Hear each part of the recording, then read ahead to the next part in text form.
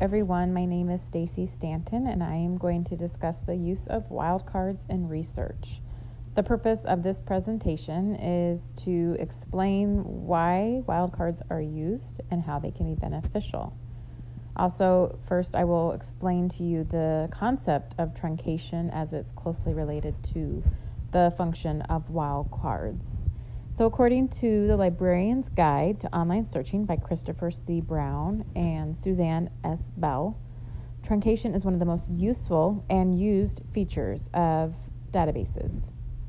They go on to say that truncation allows searchers to find variations of words, such as plural forms or word suffixes. So on the screen here, you'll see at the top, I have an example of the most commonly used and most familiar to students and even just your average researcher, and that is the asterisk. And here you see that the word has been truncated to be ENVIRON, which allows for results that end in ment, mental, mentalist, etc. And this is really helpful in order to bring up variations of the same word and related terms.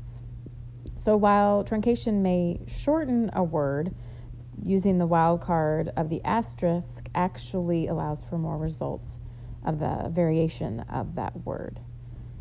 And then I did want to point out that I used the example from ProQuest to do this search, and one of the more helpful features that you will find when you're using a wildcard is to make sure that you're using the appropriate wildcard for the database you're using.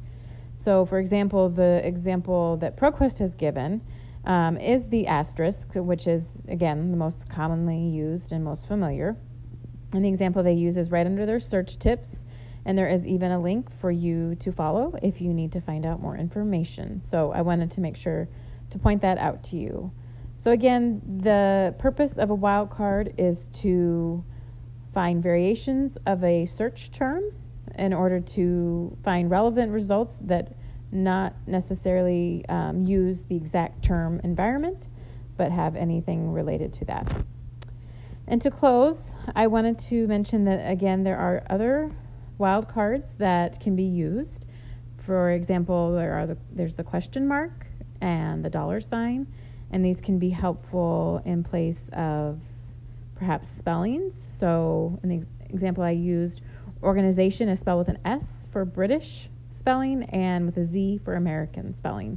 So again, it can be helpful whenever using or looking for results that might include both British and American spelling. And then the example I gave for the question mark would actually be used in place if you are wanting maybe results that bring up both men and man, and you don't want to be excluding one or the other.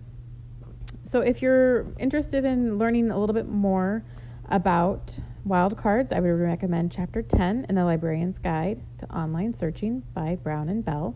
And also make sure to always check your database for their help or pro sheets in order to learn which symbols are used and how they are used. I hope you found this presentation helpful.